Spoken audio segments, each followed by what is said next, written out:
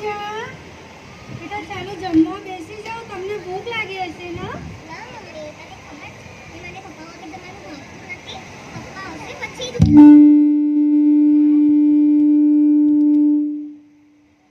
હા મને ખબર છે બેટા, પણ આજે તારા પપ્પાને ઓફિસમાં ઘણું બધું કામ છે તો મોડું થશે. તું અને ભાઈ જમવા બેસી જાઓ. શું મમ્મી તું પણ કોને લાગશે પપ્પાની લાગી ને? થોડોક અવાજ કરજો, સાઉન્ડ થોડોક અવાજ વધારજો. બસ હવે તમે બંને મસ્તી કરવાનું બંધ કરો અને ચાલો જમવા બેસી જાઓ. ના, પપ્પા આવશે પછી જ જમી. હું પણ. તો ચાલો બેટા, હું આવી ગયો. પપ્પા તમે આવી ગયા. ચાલો. તો હવે મને કહેવાની જરૂરત જ નહીં પડે આ લોકોને. જમવા બેસી જાઓ, પોતે જ બેસી જશે. પપ્પા આવતા અઠવાડિયે મારા સ્કૂલમાંથી પિકનિક જવાની છે. અરે વાહ, મારી પૂજાને પિકનિક જવું છે. ક્યાં જવાની છે? વોટર પાર્ક જવાની છે. મને બી જવું છે. હું જાઉં પપ્પા?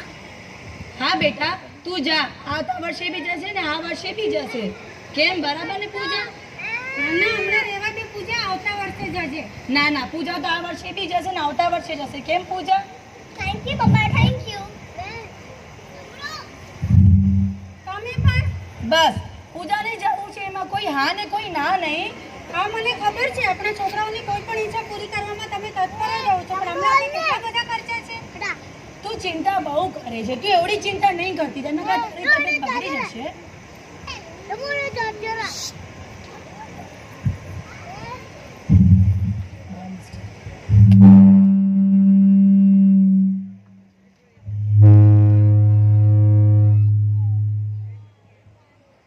એક અઠવાડિયા પછી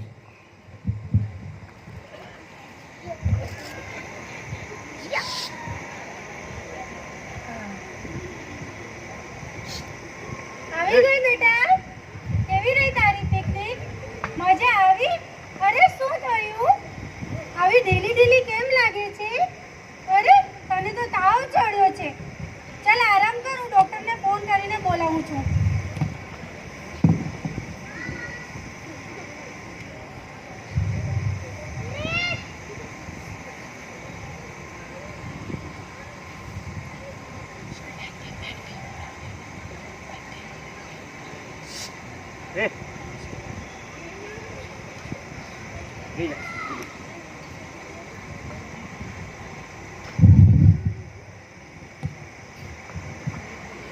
પૂજા આવી ગઈ પિકનિક થી?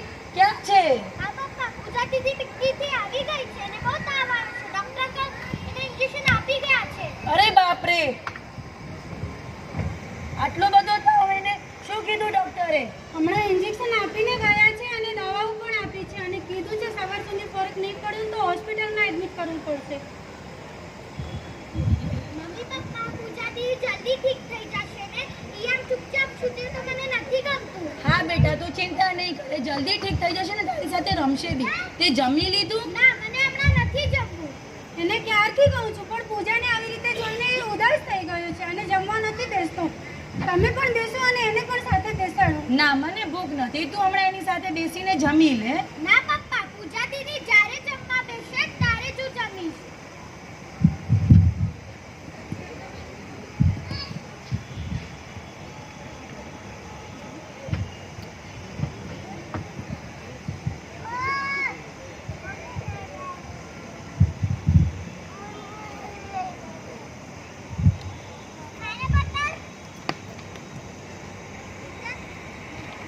ઉતર્યો તાવ? મને પકડ ને. બેસી જા ને, તું બેસી જા, તું બેસી જશે, તું બેસી જા.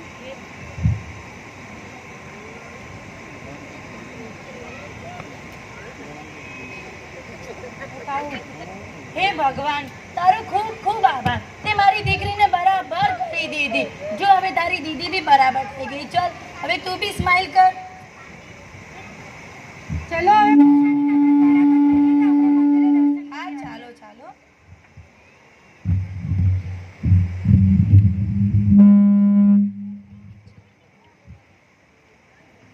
થોડા વર્ષો પછી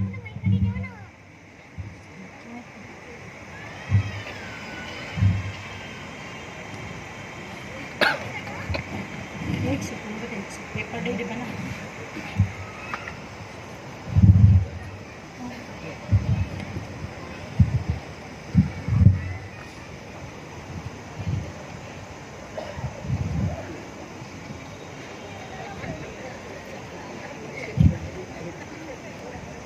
કેટલું મોડું થઈ ગયું છે, હજી આ બે છોકરા આવ્યા નથી. આવી જશે એ લોકો, તમે ટેન્શન ના લો. તમે જમી અને તમારી દવાઓ લઈ લો. ના ના, પૂજાને આવવા દે પછી જ જમશું. તને તો ખબર છે મને એકલું જમવું ભાવતું નથી.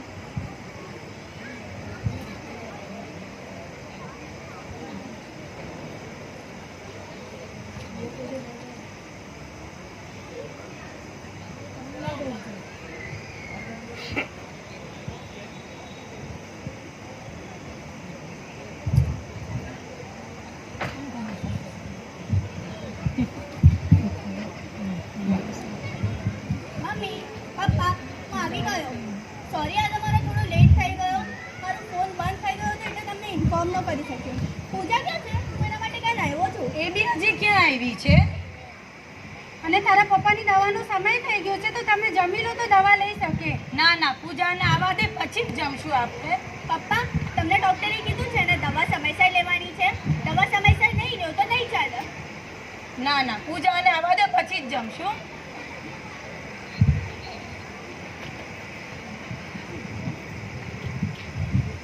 મમ્મી હું એક કામ કરું છું, પૂજાને ફોન કરી દઉં છું. એક તો એને બહુ મોડો થઈ ગયો છે.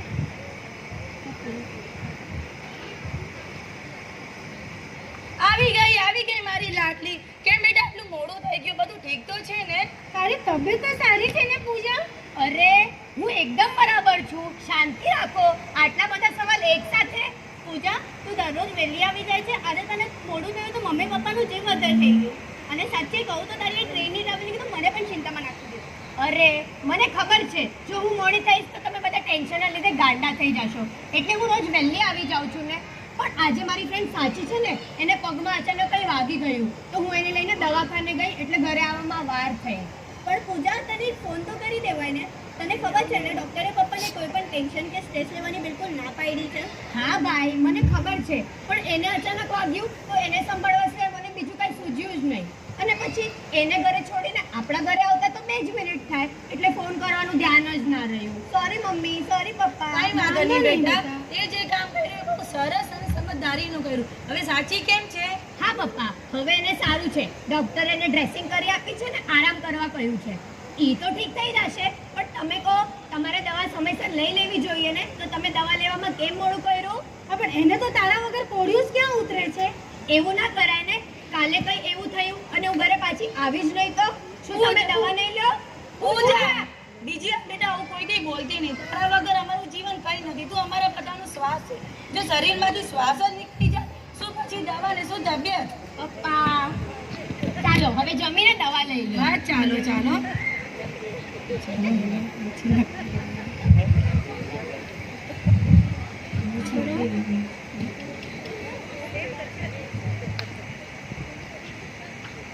हेलो, थोड़ा दिवसों बाद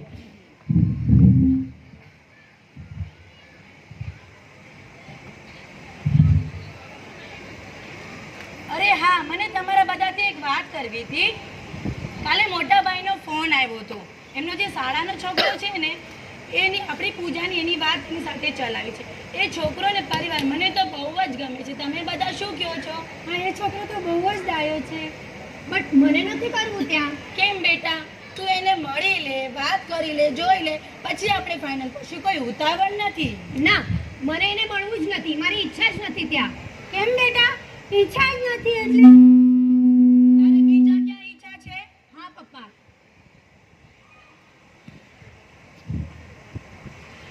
તો તે પહેલા કેમ નહીં કીધું? પહેલા બી એકવાર વાત આવી હતી તો મેં જવા દીધું. પણ આ ઠેકાણો તો મને બહુ જ ગમે છે એટલે મેં મોટા ભાઈને બી વાત આગળ વધારવાનું કહી દીધું છે. પપ્પા હું તમને કહેવાની જ હતી. પણ આટલી વાત આમ તો તું તારી નાની નાની વાતો ઈચ્છાઓ તું બધી મને કહે છે, તો આ વાત કરવા આટલી વાત? મને એમ કે તમને નહીં ગમે તો.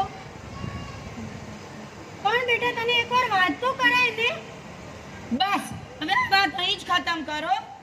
પપ્પા મમ્મી ભાઈ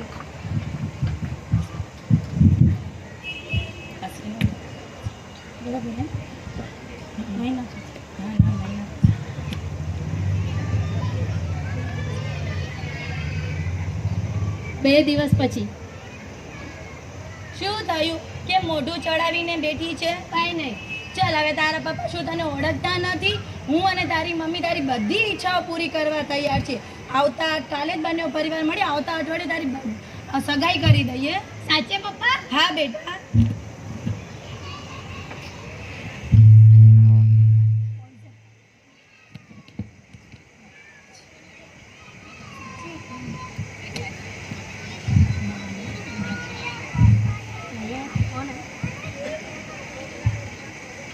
મહિના પછી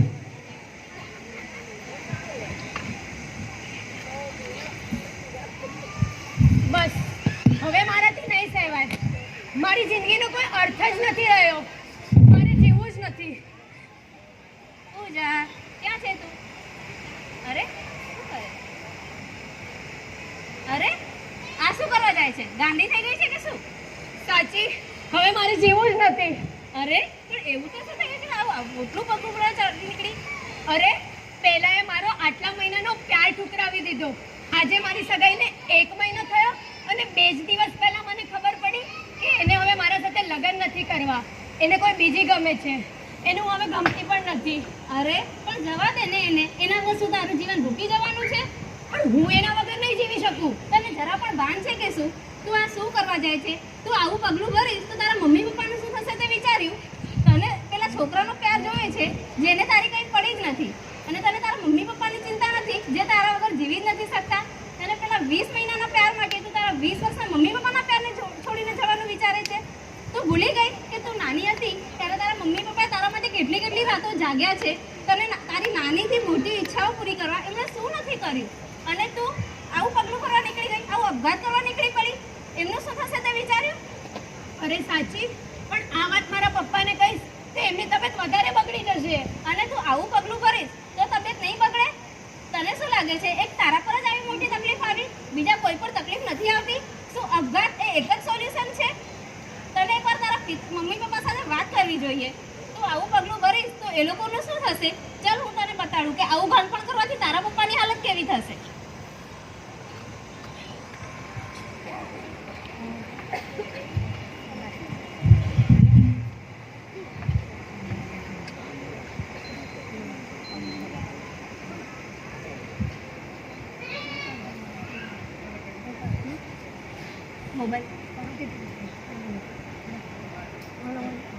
train train train train train train train train. હા, તમે પૂજાના ઘરેથી વાત કરો છો? હા, તમે કોણ? પૂજાનો એક્સિડન્ટ થઈ ગયો છે અને એની ડેથ થઈ ગઈ છે. મમ્મી પપ્પા શું થયું? પૂજાની ડેથ થઈ ગઈ છે. હા પૂજા, એ ભગવાન આ તો શું કરું? પપ્પા આપણી પૂજા. મમ્મી ક્યાં ગઈ મારી પૂજા? પૂજા ક્યાં ગઈ મારી પૂજા? હે ભગવાન આ શું કરું તે મારી પૂજા સાથે? પૂજા પૂજા ક્યાં છે તું? પૂજા પૂજા પૂજા પૂજા ક્યાં છે તું? હવે હવે મને રાખડી કોણ બાંધશે? પૂજા પૂજા પપ્પા પપ્પા પપ્પા શું થઈ ગયું? પપ્પા જોયું આ હાલત થશે તારા પરિવાર. હવે એમાં તારા પપ્પાની તબિયત નહીં બગડે? બોલ હવે તને કરવું છે આવું પગલું? ભલે થાય તારા પરિવારની આ હાલત. સાચી સાચી હું કેટલી સ્વાર્થી બની ગઈ હતી. એ તો મારા પરિવારની સાચી આ હાલત થતા બચાવી છે. સાચે સારું થયું તે સમય પર આવીને મને બચાવી લીધી. થેન્ક યુ સો મચ સાચી. હવે તને તારી ભૂલ સમજાય ને? બીજી વાર ક્યારે આવું પગલું નહીં ભરતી. કંઈ પણ તકલીફ આવે પહેલા પરિવાર સાથે ચર્ચા કર, પછી કોઈ ડિસિઝન લે. ક્યારે આવું નહીં વિચારતી. જા હવે તારા પરિવારને સાચવીને તારી જરૂર છે. Bye bye. અરે પૂજા પપ્પા પૂજા પપ્પા બેટા તું આવી ગઈ? મમ્મી ઠીક છે બેટા. મમ્મી પૂજા મમ્મી હું આવી ગઈ. પૂજા મારી દીકરી ઠીક છે? પૂજા તું ઠીક છે? પૂજા તો જોયું ને તમે કેવી રીતે સાચે આવીને પૂજાને આટલું મોટું કરતા બચાવી લીધી. પણ આપણા સમાજમાં એવા કેટલા યુવાનો છે અને કેટલાય પરિવારો છે જેની સાથે આવી પરિસ્થિતિ અને આવો બનાવો બની ચૂક્યા છે. આ કોઈ વ્યક્તિગત બનાવ પર નથી. આ નાટક કોઈ વ્યક્તિગત બનાવ માટે નથી કરવામાં આવ્યું, પરંતુ આવા આપણી આજની પેઢી આવા અનેકો જુદા જુદા કારણોના લીધે આવું પગલું ભરતા વાર નથી લગાડતી. પણ શું સુસાઇડ એ એક જ સોલ્યુશન છે? જો કોઈને પણ તકલીફ પડે તો પોતાના માતા પિતા, પરિવાર અને મિત્રો સાથે જરૂર ચર્ચા ચર્ચા કરો અને આવું પગલું ભરતા પહેલાં પોતા માતા પિતા અને પરિવારનું જરૂર વિચારો. જો તમને કોઈ સોલ્યુશન ના મળે તો આપણા સમાજના સંસ્થાના મહાનુભાવો સાથે મળીને નિખાલસપણે ચર્ચા કરો. અને જો એના સિવાય એવા ઘણા NGO પણ છે જે આપણને આપણી પર્સનલ પ્રોબ્લેમ માટે મદદ કરે છે. અને આ નાટક કરવામાં અમારો ફક્ત એક જ ઉદ્દેશ છે કે આવું પગલું કોઈ ના ભરશો, આવું આપઘાત કોઈ ના કરશો. અને અહીં બેઠેલા મહાનુભાવો પાસેથી MKP મહિલા મંડળથી એક રિક્વેસ્ટ કરીએ છીએ કે એક એવી સંસ્થાનું નિર્માણ કરો કે જે આવા પગલાં ભરતા રોકી શકે, એ લોકો માટે કંઈક સોલ્યુશન કાઢી શકે. એ જ રિક્વેસ્ટ છે. Thank you.